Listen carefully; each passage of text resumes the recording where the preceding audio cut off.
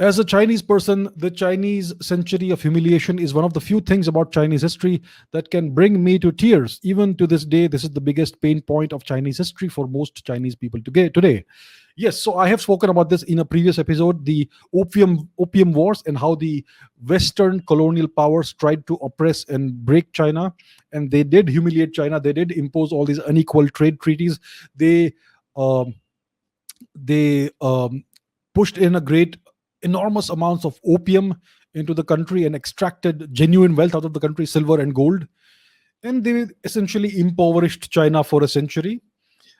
This only happened for a century, so they were not able to totally infiltrate the Chinese empire, the Chinese mainland, and they were not able to impose the English language on the Chinese the way they have done to India.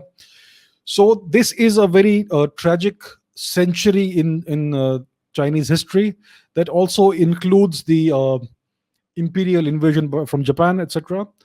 So everything prior to the Mr. Mao's takeover of China is kind of part of this entire scheme, this entire century of humiliation. So this is what is taught in every Chinese textbook. Every Chinese student learns this.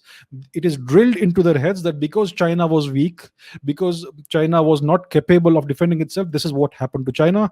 And the lesson is that this should never, ever, ever, ever happen again to China.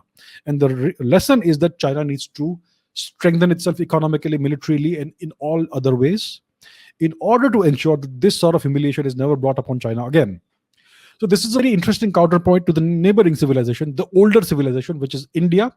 India has suffered a millennium of humiliation, and the contrast is that India's textbooks glorify the humiliators, those who humiliated and oppressed India. India has suffered the worst genocide in human history. More than 500 million Indians died over a millennium of foreign occupation. First, the Turkic occupation, which itself may have killed about 500 million Indians, and then the Western occupation, starting from various countries, but it ended up as the British Raj. The British alone killed, I would say, more than 200 million Indians.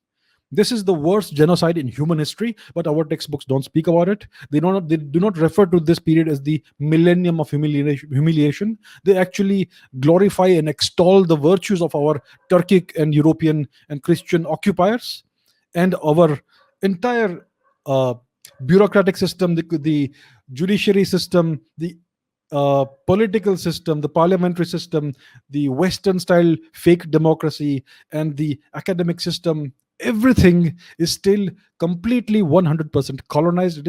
We are still aping the inferior model of the West.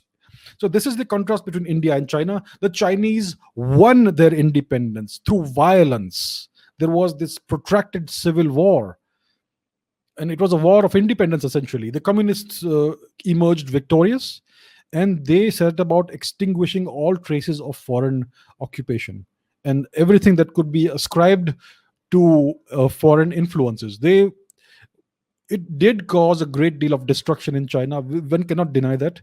Mao's rule was horrific. Maybe 80, 90, 100 million Chinese died because of his mismanagement. But at the end of the day, the Chinese have been able to emerge out of it. And it is a proud nation. It is a Chinese nation. They don't learn anything in English. They reject the English language. Their entire education is in English. So this is all a product of the education, the historical education they are given. They are reminded every day that they have undergone this humiliation and it should never happen again. Indians are anesthetized against this. Indians are told that the past 1000 years were the best thing that could happen to India. So this is the origin of India's slave-mindedness. People in India, unfortunately, it is true, they are slave-minded. They are all mentally colonized. They hate Indian culture. They think everything bad that is in India is because of Indian culture, because of our backwardness, inferiority, and all that. Caste is all Indian, and we were all casteist, and we were oppressive, and we were Brahminical, and we were patriarchal and misogynistic. All of this is a consequence of the past 1000 years. But we are taught to believe that this is all because of our backwardness, and because of the inferiority of our culture. And the result is very apparent and visible today. India is becoming more and more divided. India is becoming more and more un-Indian and Hindu-phobic, etc. So this is the contrast between India and China. The Chinese recognize the century of humiliation, and they have decided it will never happen again. And India embraces the past millennium of humiliation, and India hates everything about itself. So this is what we need to wake up from. So please wake up.